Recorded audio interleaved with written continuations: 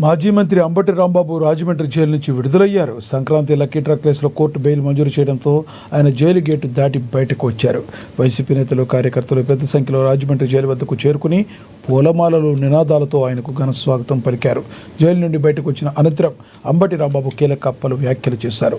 తాను విడుదల కాకుండా చేయాలనే ఉద్దేశంతో కొందరు వ్యవహరించారని ఆరోపణలు గుప్పించారు. తనపై నమోదైన కేసుల వెనుక రాజకీయ కక్ష సాధింపే కారణమని చెప్పుకొచ్చారు.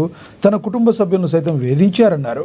బాధితుడిని జైల్లో ఉంచి నిజమైన నిందితులను బయట ఉంచిన పరిస్థితి ఏర్పడిందని ఆయన తీవ్ర ఆరోపణలు చేశారు. జరిగిన అన్యాయానికి దేవుడే తీర్పు చెప్తాడంటూ చెప్పుకొచ్చారు. న్యాయం ఆలస్యమైన తప్పకుండా గెలుస్తుందనే నమ్మకం తనకుందన్నారు అంబటి.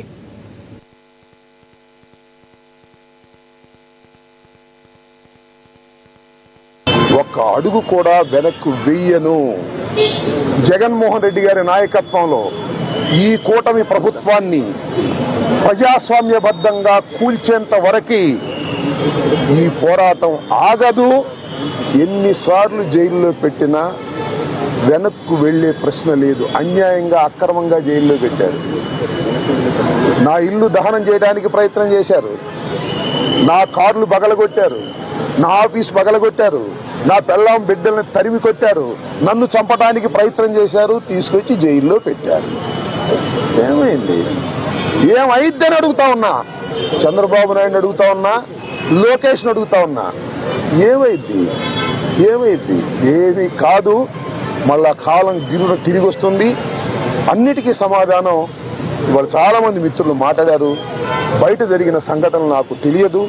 చాలా తక్కువ మాత్రమే, పేపర్లో ఉన్నవి మాత్రమే నేను తెలుసుకున్నాను. జైలు జీవితాన్ని నేను అనుకోకండి, ఎంజాయ్ చేశాను. ఎంత కఠినంగా ఉన్నా ఎంజాయ్ చేశాను. ఎందుకంటే ఒక రాజకీయ స్ఫూర్తితో రాజకీయాల్లోకి వచ్చినటువంటి వ్యక్తిని నేను. పట్టుదలగా ముందుకు సాగే వ్యక్తిని జైల్లో పెడితే భయపడిపోయే వ్యక్తిని అంతకంటే కాదు. మరింత ధైర్యంగా పోరాట పటిమతో ముందుకు వెళ్ళేటటువంటి వ్యక్తిని కూడా మనవి చేస్తున్నా. ఎప్పుడు